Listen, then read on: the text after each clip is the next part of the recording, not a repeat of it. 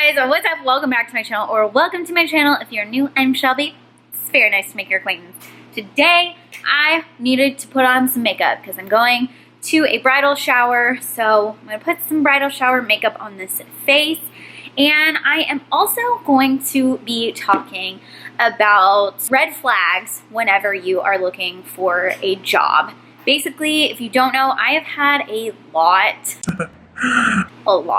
of really bad job opportunities, and I didn't realize how toxic of a situation that I was in until I got out of that situation. And now I'm at a great company. I love what I do, and I honestly just never knew it was possible. So if you would like to see me put some makeup on this face and talk about some red flags when you're looking for jobs, then just go ahead and keep on watching. I'm actually taking what I'm saying from this article by Glassdoor.com.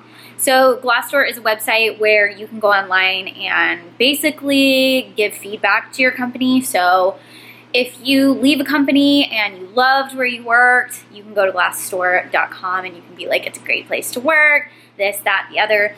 Or it's also really good for if you've had a really bad experience to go on there and make sure that your voice is heard, because you don't want other people falling into the same trap that you did yourself. And so I saw this a couple years ago.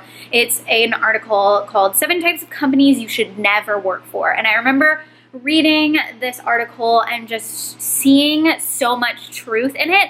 So I'm gonna go off of that. So in this article, one of the first red flags that it says to avoid if the company has high turnover rate. So this is something that I noticed a lot, especially when you get in the company.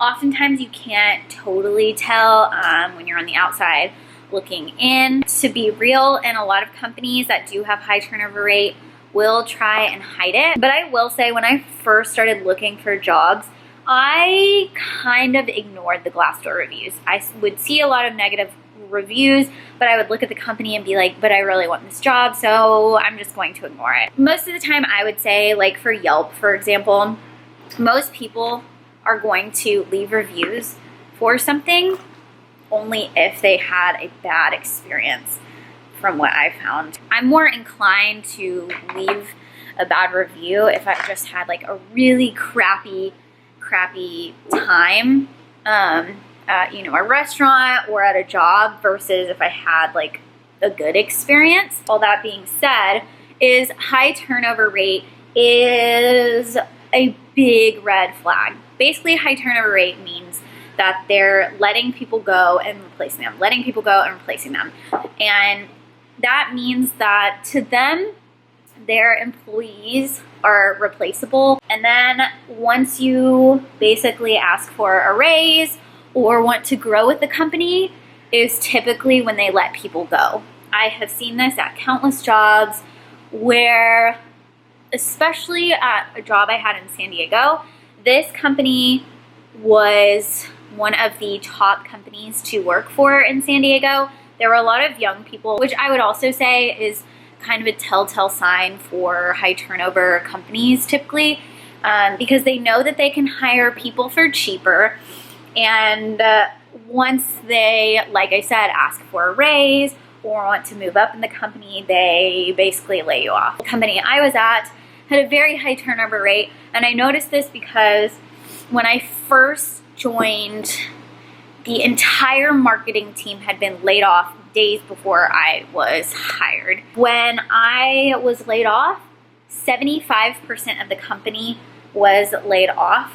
They weren't laying us off one at a time. They were actually bringing us in groups. That's how bad it was.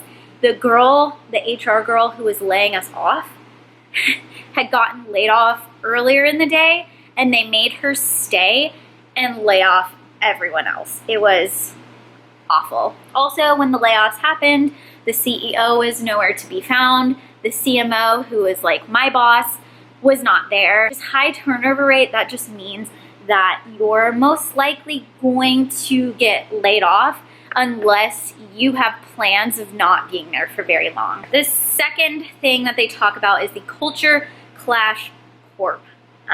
So this is negative employee reviews, lack of focus on a true employee experience. Recruiters evading your questions. So basically, you need to think of an interview as they are not just interviewing you, you are also interviewing them, because this is your life and you want to make sure that you are joining a company that you want to be at. I think this is so important for especially young people to realize, because I think a lot of times we just want jobs so bad. Trust me, I get it. I've been in a situation where I've had to pay my own rent. I wasn't living with other people. I didn't have, mommy and daddy's money. I didn't have a trust fund. I didn't have anything like that, as most people don't. And you have to, when you get laid off, it's like, okay, well, I can't live here another month until I get a job.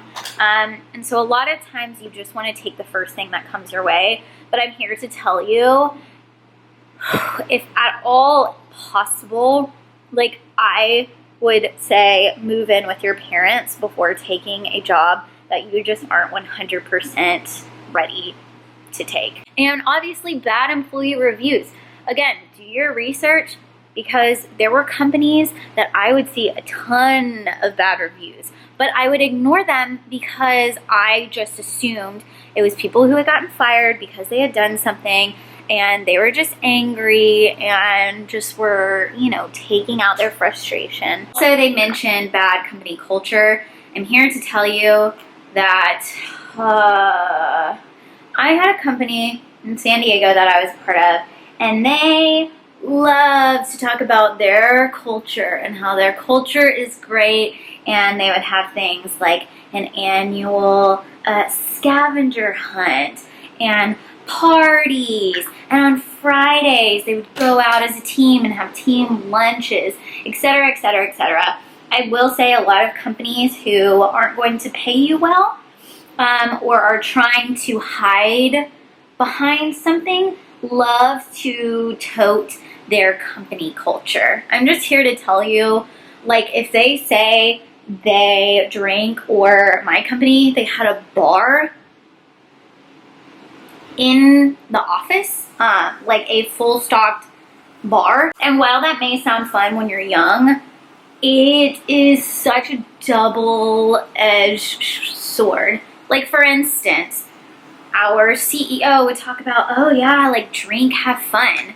And then as soon as you would be drunk at work, never happened to me, I would see it happen to other people, he would basically flip a switch and be like, how dare you get drunk at my company? How dare you? It was he would bait you, and then when you took the bait, he would use that against you for blackmail. The next one is the curb appealer, and this could not be more accurate. So again, like I said, I keep on saying this company in San Diego. I'll talk about another company. For instance, at my last job I had before the one I currently have, I did videos for them. You could probably figure out who they are if you want to do your homework. But I'm not going to say their name for legality purposes. They, I would say, toted curb appeal. They got an office in downtown Nashville. They wanted people to think that they were more legit than they actually were. Also, the company that I had in San Diego, one of the first companies I worked for, they worked in the NBC building. They could not afford to be in the NBC building. So they were trying to make themselves look better than they actually were. But in reality, it was just bad company choices. The next item on this list is a top-heavy business. So I wouldn't say that I've seen this a ton of places, because again, I've worked for a lot of smaller companies, and so you can't really have a ton of top-heavy execs in a smaller company. But I will say, at the startup I was at, you had the CEO, the CMO, the CFO, the CIO. There were a lot of people making decisions, and I would say not a ton of people actually doing the legwork. Yeah, and sometimes that can just get a little weird. I think it can go to people's heads when they are in positions of power, and I think that's also a red flag. Whenever you are working on a team where your boss treats you not like an equal, that is a huge red flag. That means that that person has huge ego, and they're always going to treat you as a lesser human being, and they're not going to give you the opportunities you need to move forward and grow within a company. The next one is the perpetual promiser. So in my last job I worked at, the CEO promised that I would get a percentage of the company. A lot of smaller companies, when they can't pay you what you want to be paid, they will promise equity within the company, which actually, I'm going to be using this palette lately, which actually is a pretty good deal. I think a lot of people are oftentimes afraid or don't see the value in taking stock in a company, but it actually can be really beneficial. I won't go into that now, but anyway. So they will promise like, oh, we'll give you a raise in this many years, we'll do this and that. If it is not written down in your contract, those things will not happen, just FYI. There are a lot of people who will promise things. They will promise you that, you know, I'll pay for you to go back to school. I'll pay for you to go to makeup school. I will pay for this, that, and the other. And then when it comes down to it, you're paying for parking because the company works in downtown Nashville. They just be careful for the person who is spinning all this stuff about, yeah, we're gonna take care of you, and yeah, we're gonna give you this, and we're gonna give you that. If it is not in writing, it won't happen. The stagnator is number 6. So this is lack of learning opportunities, failed to promote mentorships, offers little more than the role that you applied for. So almost every single company I've had this, where they will promise to teach you and you're going to grow there, and you are doing things that an intern should be doing. You want to put yourself in a situation where you're too valuable to be let go. I have tried to share my knowledge with people in the office. The last company I was at, I will tell this story because this was just the most shitty thing this person could have done. And I hope you're watching this. This is something that is not the same as the stagnator, but I'm going to roll this story into this bullet point because I think this is also something you should be wary of, is if you are currently in a company, I think you need to always just make yourself that person who, again, like I said, they don't want to get rid of you. I basically took it upon myself to teach this girl in our company because she was younger than me. She won't admit it because she's still very much in like a high schooler mind state, where she wants to think that she has done everything on her own and that no one has ever helped her out in life. But anyway, so I was a video editor for this company. I produced content. I had a lot of responsibilities that was not doable in the time frame I had.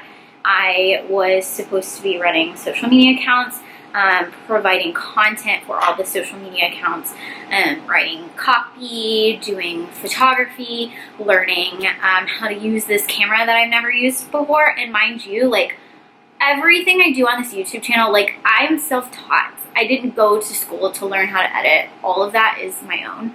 But regardless, you think about, like, how long movies take to edit, and it's like they have teams of like hundreds of people working on that, and it still takes them like 2 years. And I was supposed to be just like pumping out content, but also like I'm not going to put my name on something that's crappy. And come up with the idea, film it, but also be the person on the other side of the camera. And just like all this stuff. I was using my own equipment. They took advantage of me with that. I had to use my own computer. I was using my own camera. I was using my own makeup. Just a lot of things that I felt like I was being taken advantage of. And I get it, it's a small company and they don't have the money to do those things, but then you shouldn't expect the employees. Like, for instance, I was always the person who would do makeup at photo shoots. Did I ever get my makeup done? Absolutely not. But they got to sit there and be pampered by me and another girl, using my own personal makeup to do makeup for them. And we were never once asked, hey, could you do this? It was expected of us. But anyway, so I always consider this girl one of my friends. I told her a lot of personal things. A lot of times whenever we would get frustrated, I would vent to her, she would vent to me.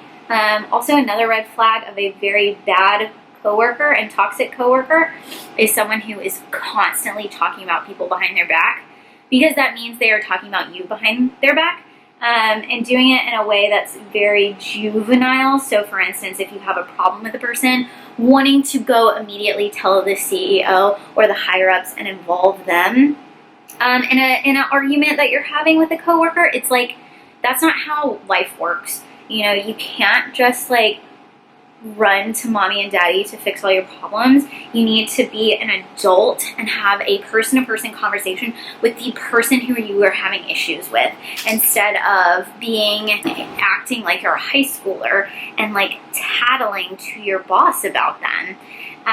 Anyway, so she would do these kinds of things, and I just assumed it was because she was young. I gave her the benefit of the doubt. So I had taught her how to use my camera. I had taught her how to video edit because she was really eager to learn, and I wanted to teach her because I wanted her to eventually help me out doing these video shoots. And I just thought, you know, I wanted to be a good person, and I wanted to kind of show her the ropes, because I don't know, that's what I always wish somebody would do with me. One day I was talking to her, hey, I have this really cool idea for this ad. What do you think? I bounced the idea off of her. She kind of looked at it and was like, oh, you know, I think it's okay, but I don't really know. And I only showed her. I ended up having other things to do, and it became less of a priority to come up with ideas that we could use as like ads that we would run on Facebook or anything. And so I ended up not showing it to the CEO, who was my boss. And I had only showed her this video idea. So once I got laid off, obviously this girl then took my job and would constantly say things to the other employee who was there, who is now no longer there. She is one of my friends. Because whatever you say behind people's back, they will find out about it eventually. And she would always be like, oh, this isn't that hard, and blah, blah, blah. She apparently was talking about me behind my back while I was still working there. Just all this stuff, just a lot of stuff. And then I go onto the YouTube channel of the company, and lo and behold, there's my ad idea that I showed this girl. And it's up, and it's a video, and it's running. I was livid. When people steal your work and claim it as their own, that is the lowest human being ever. Honestly, needless to say, is I will never help her out. And the fact that I had not only helped her out in a career path, but I had listened to her vent, I tried to be there for her, I gave her advice. Her brother was looking for a job. I sent his resume to my husband, who owns his own software company, and he looked at him for a potential, you know, job prospect. Just like the audacity that this person, like, I just gave and gave and gave, and she just took and took and took. Those are the types of people who you have to be careful with, and just always make sure that your work is protected and that you're not sharing too much with your coworkers, because you honestly never know a person. You just don't know people, okay? You can't trust people a lot of times, and I hate to say that because I wish that you could trust people, but oftentimes you can't. And also, to those people, if you talk about people behind their back, they will find out about it. And you also have to know it's a very, very small world. Okay, the next thing on this list is the directionless ship. No clear plan for a future. Employees don't have long-term goals. Senior leadership fails to adequately communicate. The senior leadership fails to adequately communicate. That is a huge issue. You need to have good communication in your company. And if you don't ever really know what your company does, that's a bad sign. I worked at a company. They claimed to be an ad agency. Now they are a tech startup. Basically what they do is they sell shit leads to companies. So if you ever come across that company trying to sell you leads to like salespeople, for instance, for auto insurance, anything like that, I would not purchase from them, just being honest. Literally, the CEO went to a wedding and was bragging about how much money he made off of stupid people. Luckily, one of those people who was his customer, which he didn't know, was sitting at that table, called the next day, and immediately canceled. Okay, so I'm just going to finish off this look. I'm just going to line my lips a little bit. This is KKW's 1.5 Nude Lipstick Liner. I honestly hate lining my lips. You'll see in a second, I just like buff the crap. I literally just want to line this because as you get older, just the line definition just is not as apparent. Woo! Okay guys, so that is it. I hope you guys liked this video. If you would love to hear more about red flags in jobs, or how to deal with a bad CEO, how to deal with a toxic coworker, anything like that, definitely let me know down in the comments. If you guys like this video, give it a thumbs up, and I'll see you guys in the next one. Bye!